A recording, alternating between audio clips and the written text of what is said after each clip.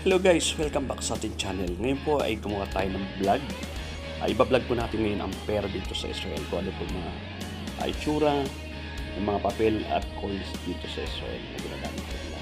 Kung bago ka pa lamang po sa channel ito, please subscribe and click the notification bell upang maging updated ka sa susunod natin sa video. Tara, simulan natin guys.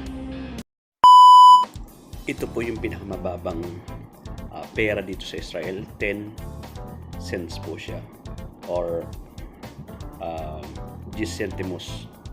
Okay, 10 po niyan ay meron po tayong 1 shekel.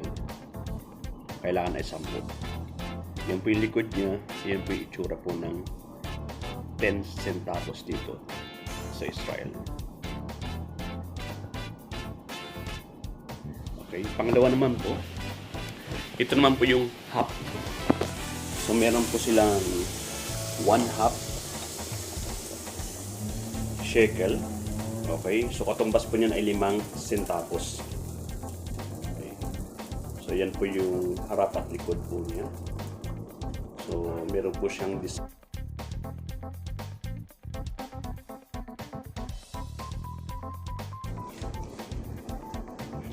yung ginagamit sa pagtugtog.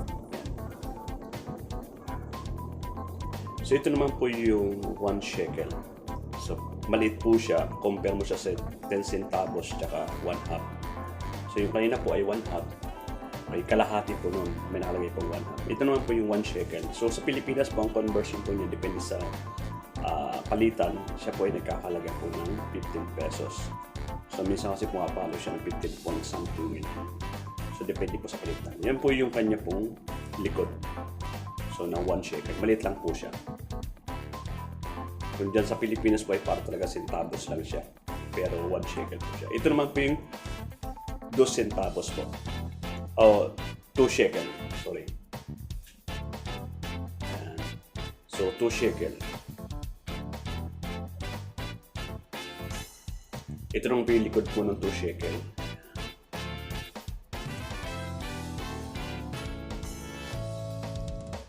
Ito po yung mga pera dito sa Israel. Ito po yung kanilang mga coins.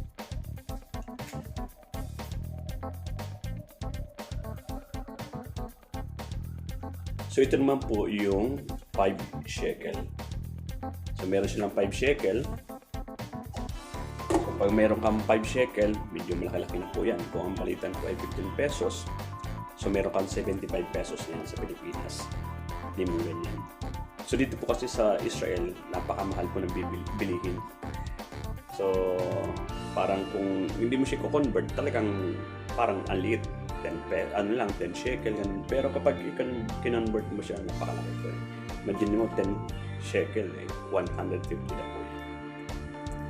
Ito naman po yung 10 shekel. Ayan, may coins din po 10 shekel. Coins lang po yung 10 shekel.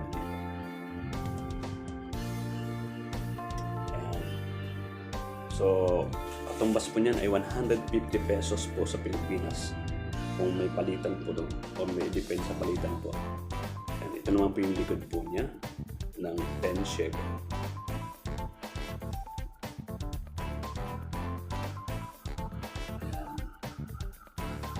So, kung may 10 shekel ka, ipunin mo, ang laki na po niyan.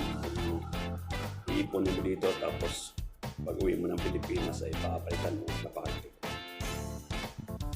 Next na pera po, ito yung papel po nila. Pinakamababa sa mga papel po nila, ito yung 20 shekel. Yan po yung itsura ng 20 shekel dito. Yan po yung papel. Ito po yung harapan po ng 20 shekel.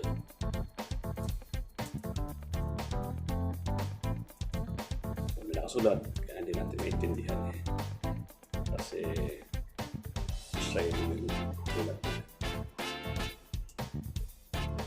So may picture po ng babae.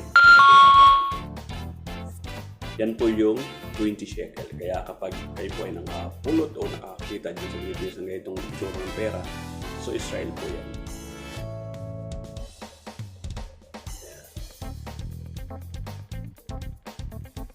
Next, ito naman po yung 50 shekel. So yan po yung itsura ng 50 shekel po dito. So pag may 50 shekel ka lang, napakalaki na po dyan. So meron ka ng 750 pesos sa Pilipinas. Yan, dito po yung likod po niya, yung 50 shekel.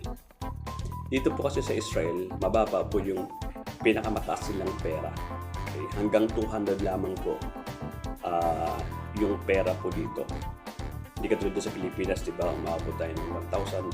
Tapos sabi nila, parang meron ako nakita dati sa YouTube na tataasan ba yata. Dito po, 200 lamang po yung pinakapapel po nila, pinakamataas sa pera po nila. Ito naman po yung 100 shekel. Ayan. So, para siyang kulay orange, dilaw-dilaw. So, yun po. So, pag kayo po yung nakakita ng ganitong klaseng pera, yan po ay pera po dito sa Israel. So, kung meron ka 100 shekel, so meron ka na 1,500 pesos. Dito, kapag namili ka, parang ano na lamang po yan, kasi talagang mataas po yung bilihan dito. Sibuyas lang, ilang piraso, minsan mabibili mo ay 6 shekel.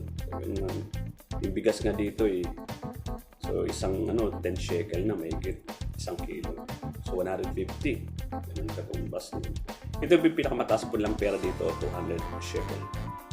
So sa pagtanong ko, ito yung pinakamataas lang pera.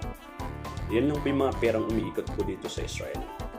So ito po ay binilag po upang sa ganun magkaroon po ng dagdag kaalaman po sa mga mga kaibigan ko dyan sa Pilipinas o mga kakilala ko o sa mga nanonood ko sa YouTube dito.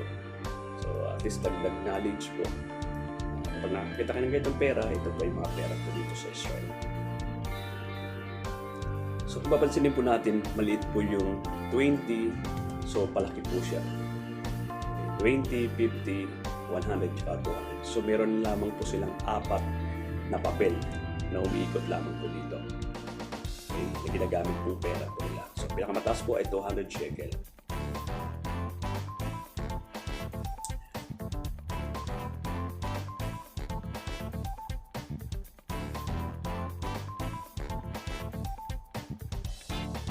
Yun guys, sana po ay nakatulong sa inyo at kapagbigay ng kahit kunting kaalaman tungkol po dito sa Israel kung ano yung ginagamit po ng pera. So kung nagustuhan mo po ang video ito, please subscribe and click the notification bell upang maging updated ka pa po sa sunod po natin mga video. Okay? Maraming po salamat. Guys, salamat po sa inyong panonood. Salamat po, ingat. God bless po sa ating lahat.